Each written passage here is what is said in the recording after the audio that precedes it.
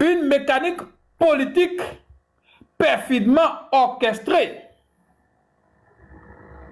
une stratégie de démoralisation et de neutralisation totale de l'opposition. Et pendant que le peuple s'interroge, pendant que nos libertés s'étouffent, certains leaders baissent encore la tête. Certains leaders capitulent et se retirent comme des vaincus avant la bataille. Aujourd'hui, les amis, vous n'êtes pas sans savoir que Maître Renaud Agbodjo, figure emblématique du mouvement démocratique, annonce son retrait de la vie politique, les amis. J'ai écouté ce discours tout à l'heure et je vais vous réécouter le discours.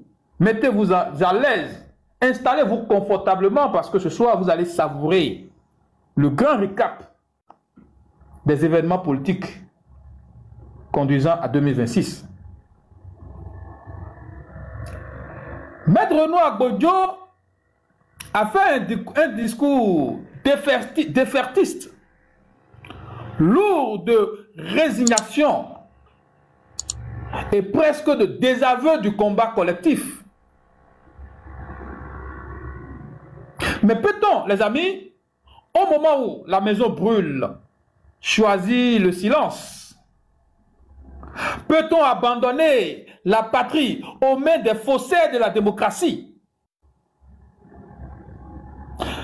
Ce soir, les amis, je vous parle, non pas comme un TikToker, mais comme un sentinelle de la vérité. Je vous parle comme un digne fils du Bénin, sensible et préoccupé par l'avenir de nos enfants et de notre pays. Nous allons revisiter tout à l'heure, chronologiquement, les trahisons, les avertissements ignorés, les conséquences politiques dévastatrices de cette capitulation organisée, pour ne pas dire de cette exclusion bien programmée. Et sur notre panel, nous allons vous donner l'alternative à suivre. Parce que chez nous, on ne baisse pas les bras. Nous restons debout. Et nous restons conscients. Avec détermination. Et nous espérons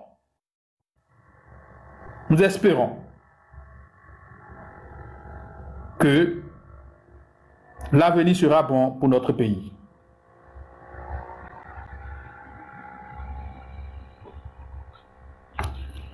Alors, que s'est-il passé aujourd'hui, les amis?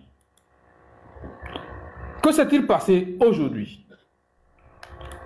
Aujourd'hui, d'abord nous allons écouter Maître Renaud Agbodjo, qui vient de capituler. Maître Renaud Agbodjo, est-ce que vous êtes là?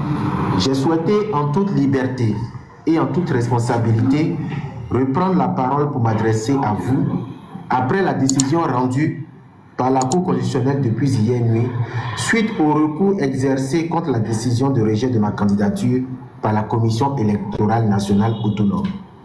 C'est une décision malheureuse et dommageable car j'ai été victime de dysfonctionnement interne à mon parti politique et d'adversité coupable.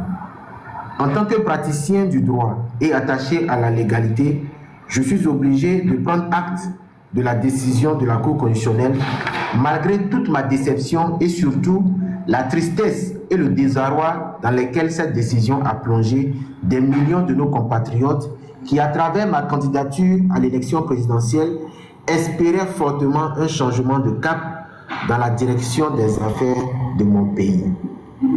J'ai été particulièrement marqué par toute la ferveur et la liesse populaire que ma désignation en qualité de candidat du Parti Les Démocrates à la prochaine élection présidentielle a suscité. Je vous en suis infiniment reconnaissant. À titre personnel et en tant que chrétien, j'ai souhaité en toute liberté. Alors, ce n'est qu'un extrait. Vous avez tous entendu. Je vais vous faire réécouter Maître Agbodjo une deuxième fois pour que vous puissiez encore l'écouter. Et en toute responsabilité, reprendre la parole pour m'adresser à vous après la décision rendue par la Cour constitutionnelle depuis hier nuit suite au recours exercé contre la décision de rejet de ma candidature par la Commission électorale nationale autonome. C'est une décision malheureuse et dommageable car j'ai été victime de dysfonctionnements internes à mon parti politique et d'adversité coupable. En tant que praticien du droit et attaché à la légalité, je suis obligé de prendre acte de la décision de la Cour constitutionnelle, malgré toute ma déception et surtout la tristesse et le désarroi dans lesquels cette décision a plongé des millions de nos compatriotes qui, à travers ma candidature à l'élection présidentielle, espéraient fortement un changement de cap dans la direction des affaires de mon pays. J'ai été particulièrement marqué par toute la ferveur et la liesse populaire que ma désignation en qualité de candidat du Parti Les Démocrates à la prochaine élection présidentielle a suscité. Je vous en suis infiniment reconnaissant. À titre personnel et en tant que chrétien et homme de foi, je n'éprouve aucune rancœur et aucun ressentiment à l'égard de qui que ce soit. Notamment l'honorable Sodino Michel, à qui j'exprime mes regrets. J'invite le peuple béninois à en faire de même et à ne poser aucun acte de violence ou de représailles afin de préserver la paix sociale et la concorde.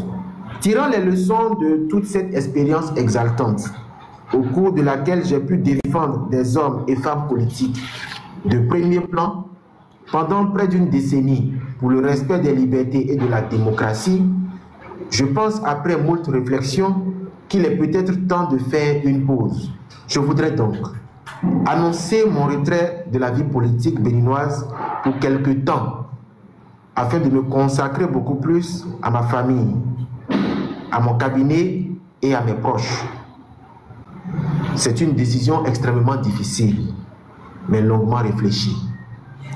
Je voudrais en outre, et avant de conclure, m'adresser aux candidats retenus par la Sénat pour la prochaine élection présidentielle du 12 avril 2026 et particulièrement aux plus jeunes de ces candidats. Monsieur le ministre d'État Romuald Wadani, votre responsabilité dans la conduite de la destinée du Bénin sera grande. Vous êtes brillant et compétent. C'est un secret de polichinelle. Mais le peuple béninois reste et demeure attaché à la liberté, à la justice sociale et à la réconciliation de tous ses fils. Je vous exhorte, en cas de victoire, et c'est tout le mal que je vous souhaite, de mettre tout en œuvre afin de réunir toutes les sensibilités politiques, économiques et sociales autour d'une même table.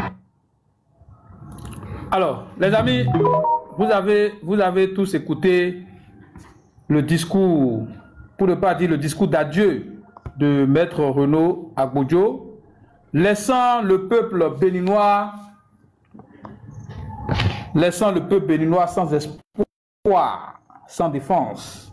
Maître Renaud Agbodjo a jeté l'éponge, demandant au peuple de se débrouiller.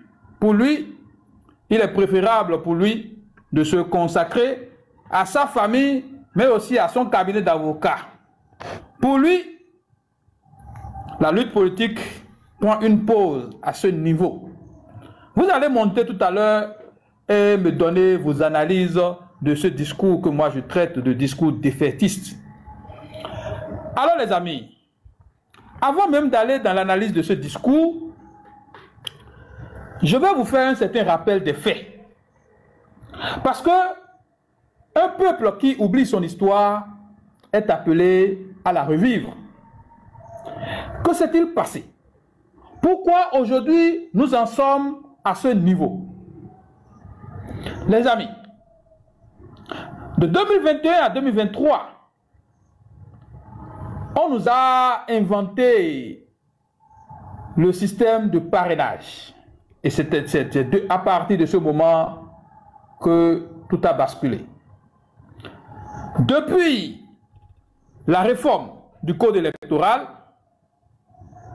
vous n'êtes pas sans savoir que la démocratie béninoise s'est transformée en un système verrouillé.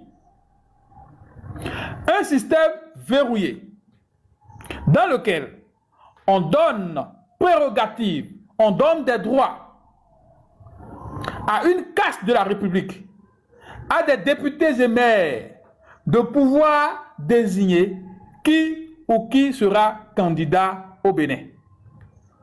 C'est à partir de là que le problème de l'exclusion a commencé. Les amis, je vous demande une pause rapidement pour faire un petit réglage. En attendant, je vous demande de taper live et de partager et de mettre dans les commentaires, on a compris.